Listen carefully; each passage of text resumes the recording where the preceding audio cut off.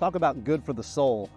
It has been years since I got to come and hang out right here at Anderson University in the Valley at the first spot where I taught some classes, not only to just some friends that are here on campus, but I also was able to reach out to some people in the community and started this thing that who would have thought, looking back, that this would have been the first spot that I taught classes here at Anderson.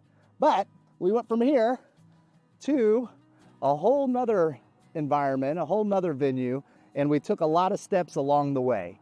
So for me, this right here is such sacred ground. We were able to acquire some old wrestling mats that had an interesting smell, but at least it kept us from getting our backs stuck with sticks and rocks and all the things that were here. So looking back, I'm just so grateful. What a humble, wonderful spot.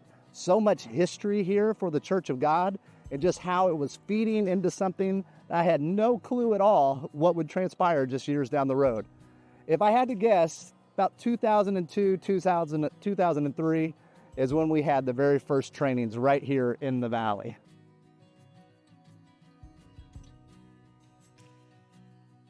I'll tell you what, standing here kind of brings a whole bunch of mixed emotions. This is, in a lot of ways, one of the most critical starting points here at the Madison County Youth Center.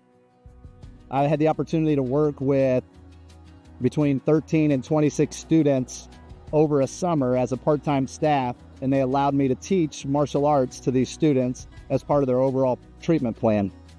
I learned so much while I was here. I call these sacred grounds here because not only did we have wonderful experiences with the students, we also found what our call and what the vision was going to be for this organization. It was about 2008 when I made first connections with these students, but then it kept growing and growing and growing from there. We had to kind of pivot so that we can honor the courts and the confidentiality. So what we did was we set up a nonprofit because that's what was required for us to have any kind of follow-up, any kind of aftercare programs. And so that is what inspired it. All the conversations, all the tears, all the groups, all the treatment plans. It was helping to pull me onto this path to find out how God has uniquely gifted me and our team to help serve students and families in Madison County. So 2008, it wasn't until about 2009 that we incorporated, and that was under the organization name Mentoring Warriors. And since then, it's evolved a ton. South Meridian Church of God. We are so grateful for this place. This place blessed us in so many ways. We didn't even have words for it back then. We were just excited to have a spot to come and connect with these teenagers and also some families from the congregation and start learning what this ministry was all about.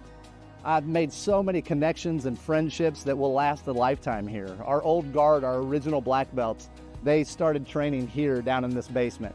And it was, looking back, just for them to take a chance and for them to hear the heart of what we were trying to do and providing some kind of structure for the students that were graduating from the youth center, I'll tell you what, it just means so much to me looking back now, especially after having an organization and trying to manage all the responsibilities that come with that. So South Meridian Church of God has such a big spot in my heart. We're so grateful for them and always looking for ways to bless and get people connected to this ministry here.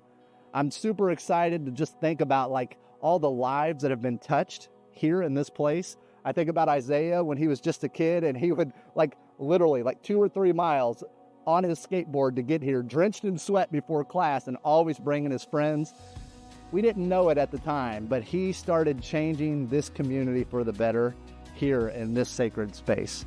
And so we're very grateful for that. I'm grateful for my children and how they got to grow up in this dojo that was also a church. I remember my wife training as a white belt here, and her carrying the kids in the baby seats, and I mean they're just 2, 3 running around and just kind of absorbing all the craziness that Combat Ministries was becoming.